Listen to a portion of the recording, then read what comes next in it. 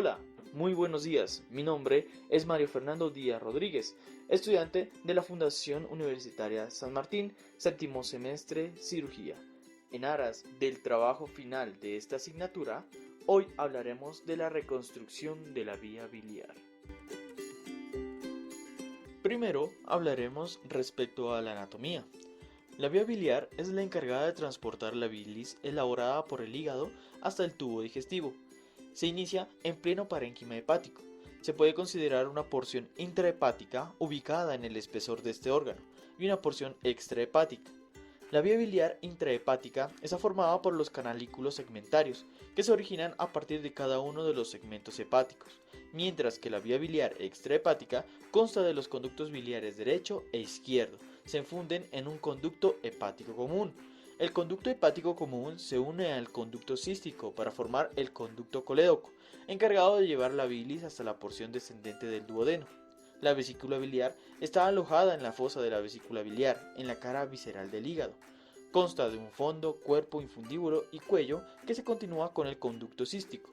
La túnica mucosa es sumamente irregular, en forma de panal de abeja, antes de continuarse con el conducto cístico. En la vesícula, la secreción biliar se almacena hasta que un estímulo adecuado causa su liberación por la contracción de su pared muscular. La bilis, a partir de la unión entre el conducto cístico y el ducto hepático común, sigue por el ducto colédoco que discurre por el borde libre del momento menor, o sea del ligamento hepatoduodenal. Luego se coloca por detrás de la porción superior del duodeno, atraviesa la cabeza del páncreas para drenar finalmente en la porción descendente del duodeno en la papila duodenal unido al ducto pancreático. La arteria hepática derecha emite la arteria cística, destinada a la irrigación de la vesícula biliar. Las relaciones entre la arteria cística y el ducto cístico son de importancia quirúrgica en la extirpación de la vesícula biliar. El colédoco se encuentra ricamente vascularizado, sin embargo se ha postulado a la isquemia como una causa de la estrechez postquirúrgica que ocurre con alguna frecuencia en la cirugía de la vía biliar principal, incluyendo los trasplantes hepáticos. Una red anastomótica con ramas provenientes de la cística, la hepática derecha y la pancreático-duodenal superior derecha.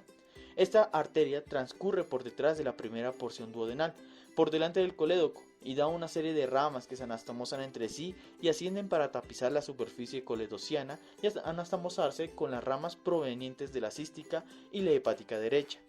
Esta red anastomótica se resume en dos arterias longitudinales, una a cada lado, comúnmente llamadas en hora 3 y en hora 9. En ocasiones puede existir una tercera rama longitudinal en cara posterior. Existen además otras dos redes anastomóticas, una intramural y otra submucosa. Cuando hay dificultades para diferenciar el cístico del colédoco, la visualización de estas arterias longitudinales permite sospechar fuertemente que el elemento que estamos examinando es precisamente la vía biliar principal. Nuevos estudios al respecto que incluyan la dirección del flujo en la pared coledociana podrían aclarar este punto. A su vez, la arteria cística con el conducto homónimo y el borde derecho del conducto hepático constituyen el triángulo de Calot. Fue delimitado originalmente por el conducto cístico, la vía biliar principal y la arteria cística. Actualmente, los cirujanos extienden su límite superior hasta la cara inferior del hígado, confundiéndolo con el llamado triángulo de las vías biliares. Usualmente contiene la arteria hepática derecha, la arteria cística, el ganglio cístico, el tejido conectivo y vasos linfáticos. Ocasionalmente puede contener arterias o conductos biliares accesorios o aberrantes. En rigor, el triángulo de Calot es solamente un espacio que adquiere la forma triangular mediante la tracción ejercida durante la disección quirúrgica. Mediante esta, se observa que la arteria cística lo divide en dos sectores diferentes. Por debajo de ella se identifica el ganglio cístico y una pequeña rama de la arteria cística destinada a irrigar el conducto homónimo. Por encima de la cística se ubican la arteria hepática derecha y la vía biliar con sus variaciones. La vía biliar y el hígado se originan cerca de la unión del intestino anterior y el intestino medio, como un divertículo ventral que después se divide en una yema craneal, la cual da origen al hígado y a la vía biliar intrahepática, y una yema caudal que da origen a la vesícula biliar y al conducto cístico. El tronco o tallo del divertículo origina la vía biliar extrahepática en la cuarta y quinta semana de gestación. La pared de la vesícula biliar está formada por tres capas principales de tejidos: la mucosa, que es la capa más interna y cubre la pared de la vesícula biliar; la capa muscular, que es la capa intermedia del músculo liso; y la serosa, que es la capa exterior. Para entrar en detalle respecto a la reconstrucción de la vía biliar, hablaremos del procedimiento Roux-en-Y para la corrección del conducto biliar común dañado. Es la operación de elección con mejores resultados a largo plazo, realizada con suturas absorbibles que producen reacción mínima. Hablamos de un polifilamento de ácido poliglicólico. Cuando la posición de la mucosa es difícil o cuando el diámetro del conducto es pequeño, la colocación de una férula, ya sea una sonda transhepática, sonda transintestinal o férula transluminal, están descritas. En la mayoría se utiliza una sonda en T, pudiéndose realizar colangiografías a través de la sonda en el posoperatorio, si se logra una anastomosis en conductos no isquémicos ni infectados y de buen calibre. Puede prescindirse de la utilización de sondas.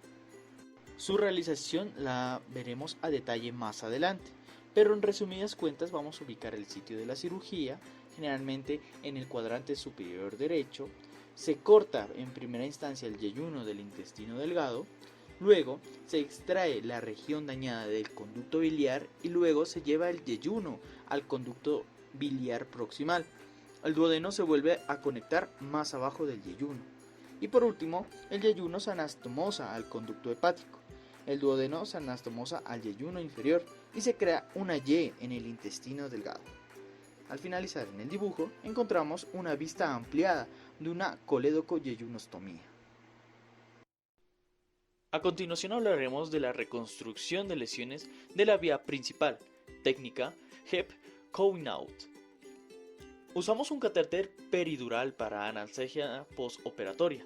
Realizamos incisión subcostal derecha con extensión a izquierda, liberando las adherencias al reborde hepático para alcanzar la placa iliar, evitando la disección de la zona de la lesión de la vía biliar. Iniciamos la disección de la placa iliar buscando el conducto hepático izquierdo, en dirección a la fisura umbilical, hasta lograr una longitud aproximada de 2 centímetros. Para realizar hemostasia, dejamos pequeñas pinzas de Gelfoam en la zona superior de disección.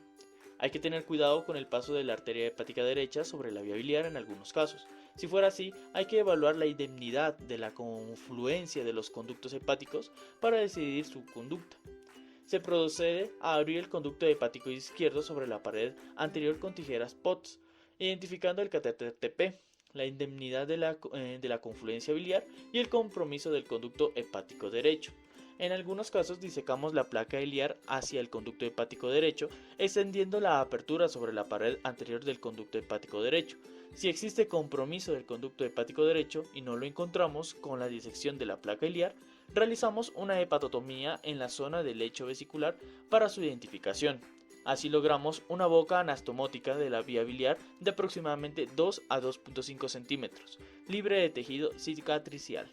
Se procede a la sección del intestino delgado para construir un asa de Roux transmesocólica de aproximadamente 50 centímetros de longitud que llegue sin tensión al sitio de la anastomosis. Realizamos la anastomosis con PDS 4.0 o con ProLN 4.0 con puntos separados, en algunos casos con magnificación de 2,5x. Realizando primero la pared posterior de medial a lateral. Posteriormente se deja el catéter TP transanastomótico y se efectúa la pared anterior de la misma manera. Para verificar si existe filtración de la anastomosis, se inyectan 20 cc de suero fisiológico a través del catéter TP. Luego se suspende el asa con puntos cerosos al reborde hepático, hablamos de la cápsula de Gleason, para disminuir la tensión de la anastomosis con puntos separados de Vicryl 3.0. Se toma una biopsia hepática para evaluar el daño debido a la obstrucción biliar y se deja un drenaje tipo Jackson-Pratt en relación a la anastomosis.